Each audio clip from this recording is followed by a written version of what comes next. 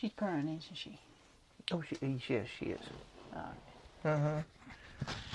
Blistering, excuse me. I don't know if you got that or not.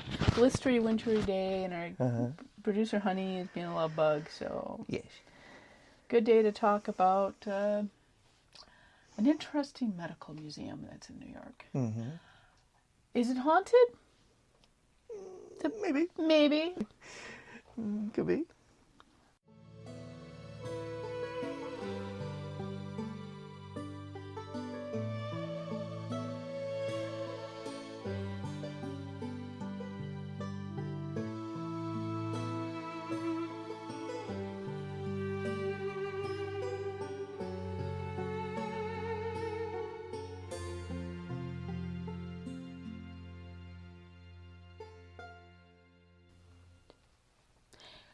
Welcome to Unearthly Upstate. This is Mari.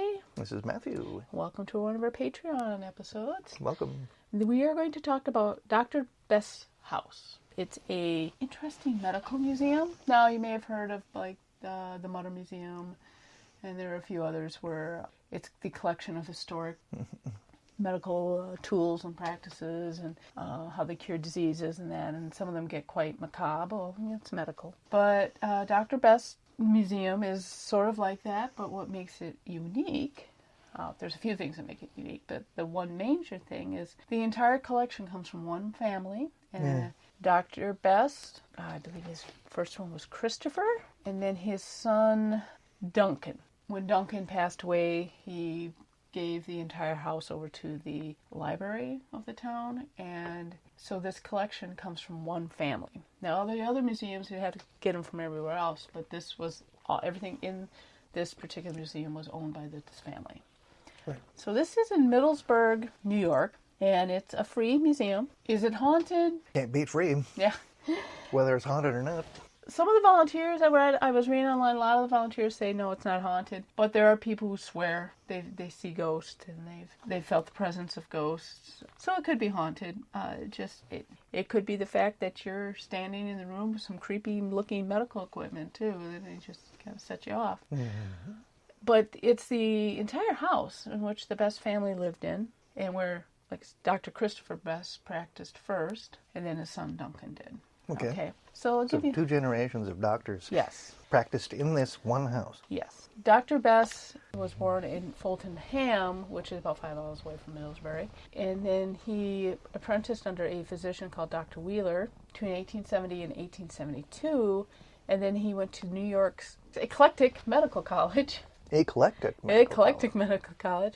Wow. He graduated and then returned to Middlesburg and worked under Dr. Wheeler for a while. Mm-hmm. And then he married his first wife, Laura, and opened his practice in the building. Laura died 10 years after they were married, and then he remarried Ursula. So, okay. Anything noticeable about Dr. Best? No, he's just well liked by his community. Oh, okay. Just like his son, Duncan. People really liked him. There was, I can't say there was anything nefarious or nasty. He's just this really well... Didn't engage in any really yeah. Macabre practices. No, he was just a really well-liked local doctor. People knew they could come for him for many things. Mm-hmm. And like I said, Dr. Duncan also carried on with it. They're also heavily involved in the community. They've got the phone service there. They got plumbing going into the town. So they did a lot of things for the town. I'm very active in the Lutheran Church, too. Mm-hmm. So, sorry, producer Honey needs scratches. Anyway. And her flea magic. And her flea magic, yes. Mm-hmm. So Dr. Best, Christopher, served his time there. He passed on. His son took over before he passed on. Mm-hmm. And when his son Duncan passed away in 1991, that's when it was given to the town. Well, actually, given to the library. Oh. And they were trying to get it to become a full-fledged museum because that means they could get grants and that. Well, it is an historical site. They're just trying to get the certification to be a museum. Okay. Right now it's considered an exhibit. But so why would you want to go here? I mean, it sounds like he was just a nice country doctor. The family collected a lot of stuff. They've got, Yeah, what makes it so particular is Ursula's uncle's Civil War uniform they have. The one daughter, she was kind of a pack rat, but thanks to her, they have dresses from the late 1800s and the early 1900s, and Wow. there's all this family memorabilia that was saved and is of great historical value. But one of the reasons you should go is kind of an interesting one. In 1910, Dr. Best bought a cutting-edge piece of equipment. Did this cutting-edge piece of equipment have anything to do with electricity? Yes, it did. It was an electrostatic machine. The one in particular that he bought also got hooked up to a radiographic, I think they called it, which was basically an X-ray machine. So not only could he administer electric shocks, he could also do X-rays. It was all powered by the same thing. With no way of controlling the rads. Well, yeah.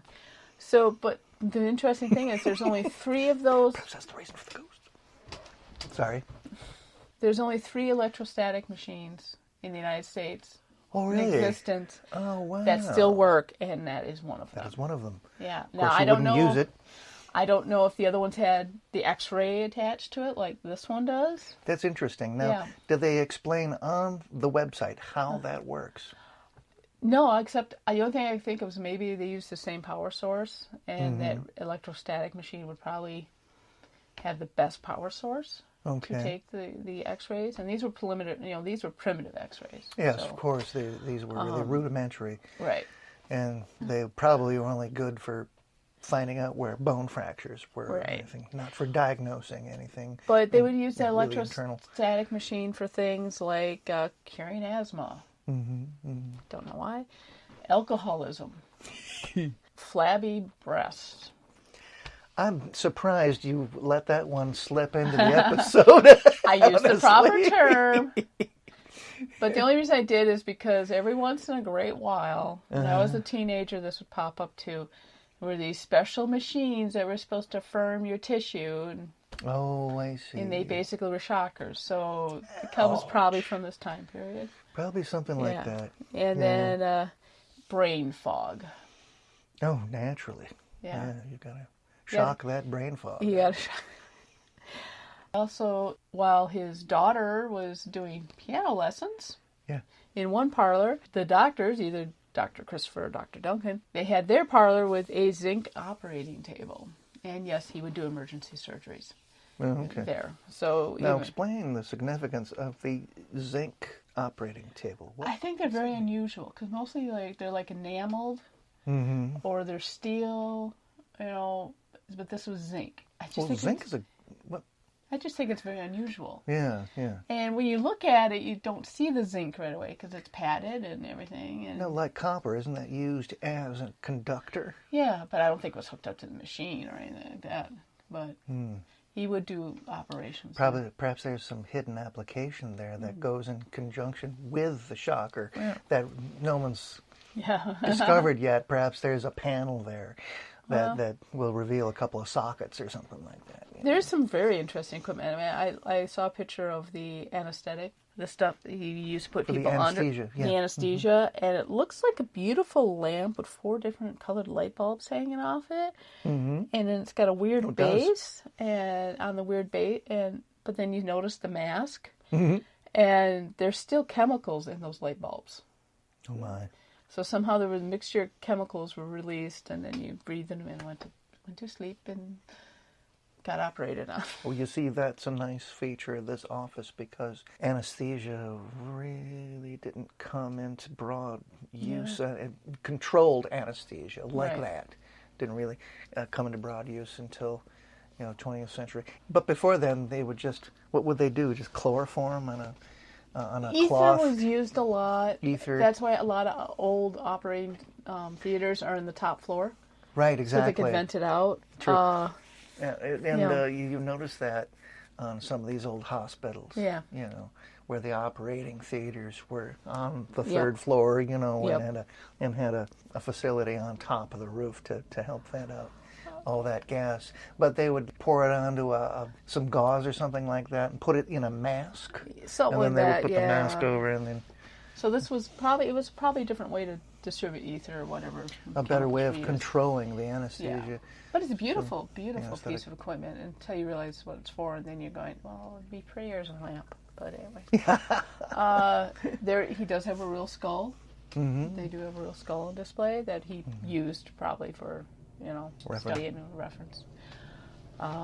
Speaking of ghosts, no, that was the door. That was the door closing because of the heater kicking in. Anyway, the family also pretty much had a time. Like I said, they got indoor plumbing in there. They were the first family to get indoor plumbing.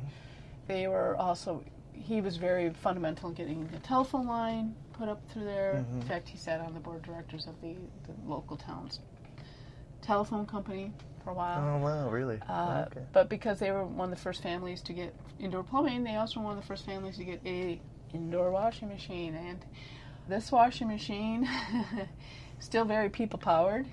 You have to go in there with a plunger. You have to work the plunger to get the clothes washed, but then you move it over. It had 2 tubs, and one was for the soapy water, one was for the clean water. So you beat the heck out of the dirty stuff with the soapy water, then you move it over to the clean water, beat the heck out of it in the clean water, and then you put it to the mirror. Right. So a little better, I guess, but it was a step up. Being there with the wash, what is that, a sieve? Oh, I forget. Yeah. That kind of wash scrubber. Yep. And then there's a lot of beautiful dresses there. There's a lot of stuff from the family. They had a whole pharmacy there, and a lot of those drugs are still there. And these are 100-year-old drugs, so anybody getting any ideas? These are 100 years old. The potency of those drugs is probably nil. If anything, it'd probably make you sick, give you a headache. I don't know. But they would mix. He had a pharmacy there in the basement. Okay. And it was like 8 rooms in the lower level, 7 rooms in the top, and so the family lived there and worked there. And like I said, it's very interesting that this entire museum it's one family's collection. Right. And it was stuff they used, and it was stuff they owned, and makes it very interesting to visit. Like I said, ghost-wise, your typical door slamming, orbs, things of that nature. But nobody can really say it's one of the doctors. Nobody can really say if it was one of maybe an unfortunate patient that died there. Right. Which I don't know if one did or not. Couldn't find anything. There wasn't any. No. There's no literature on whether or not there was anyone who died on the operating table there recently. I mean, there's a possibility, but there's no proof. And but it's just a nice, interesting slice of time.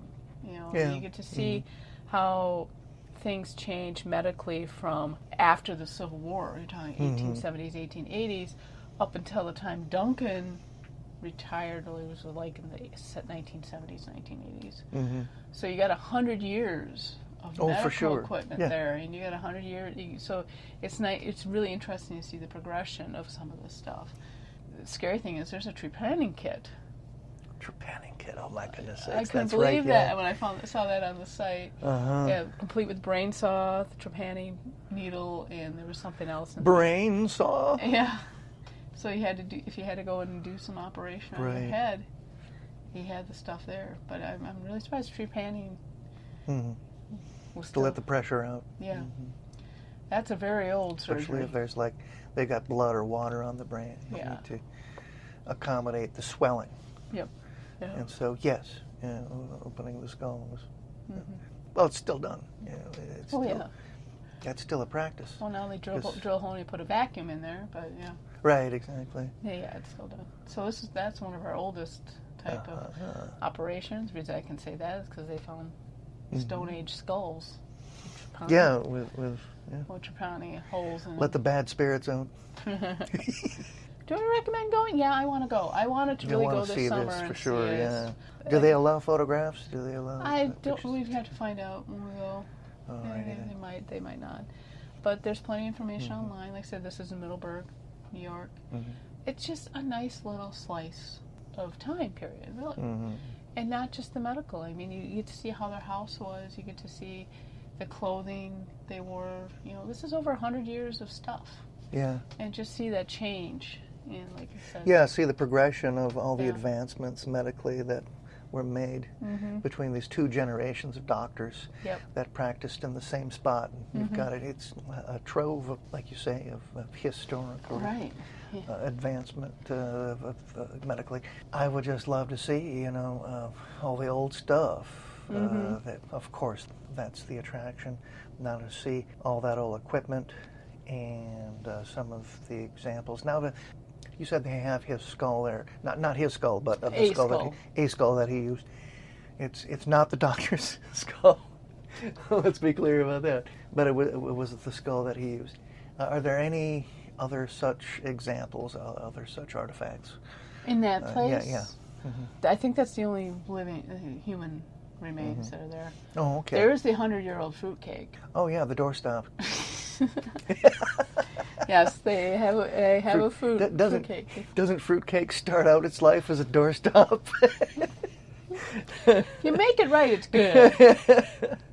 Most people can't make it right. It comes up too dry. I don't know. When I bought Stolen for the first time from Aldi and had a bite, I'm like, oh my God. You're supposed to dunk it in coffee when you don't.